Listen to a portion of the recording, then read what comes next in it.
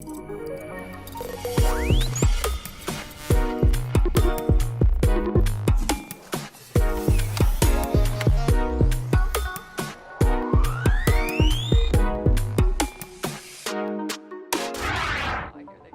they come, the Crew-1 astronauts now beginning their journey to the launch pad. Sunday afternoon, 4 astronauts led by Mission Commander Mike Hopkins waved as they headed to Launch Pad 39A. Their SpaceX Falcon 9 rocket and Crew Dragon capsule poised. Now it was time. 2, 1, 0. Ignition.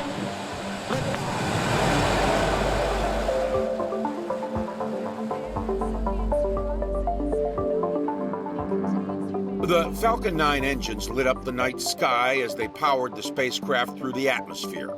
The crew on the way to a 6-month stay aboard the International Space Station. Hopkins, mission specialists Shannon Walker, and Japanese Space Agency astronaut Soichi Noguchi have all flown before. For pilot Victor Glover, this is a first. Crew-1 is the designator for the first operational mission of the SpaceX Crew-Dragon, so it's a new vehicle. And flying the Crew Dragon, which they named Resilience, is a first for all of them. The May flight, when Bob Behnken and Doug Hurley flew, was considered a demonstration mission, a shakedown cruise, if you will.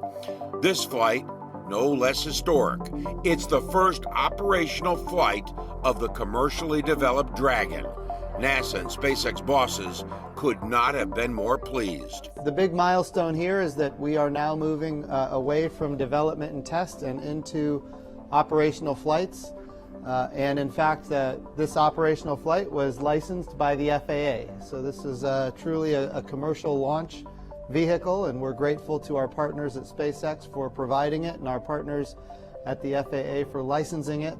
This journey began really in August of 2006 when we first started working on Dragon and Falcon 9 together.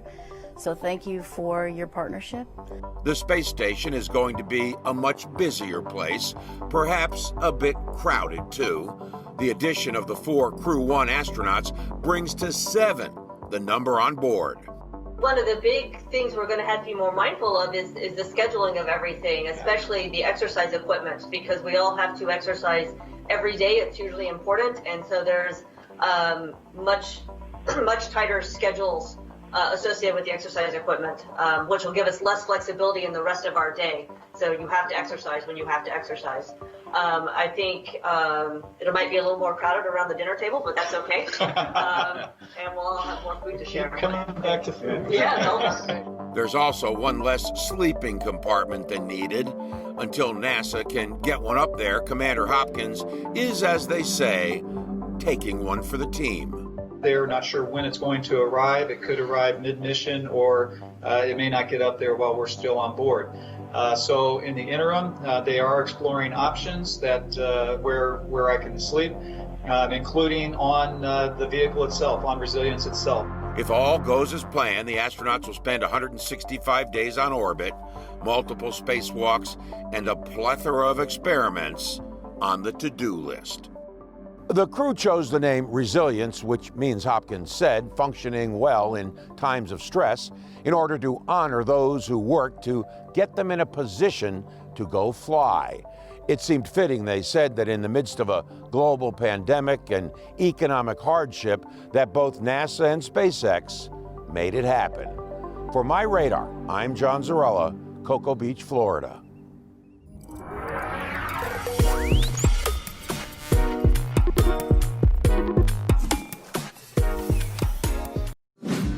Follow MyRadar on social media: Facebook, Twitter, Instagram, and YouTube. Download MyRadar on iOS, Android, Amazon Alexa, Xbox, and Windows.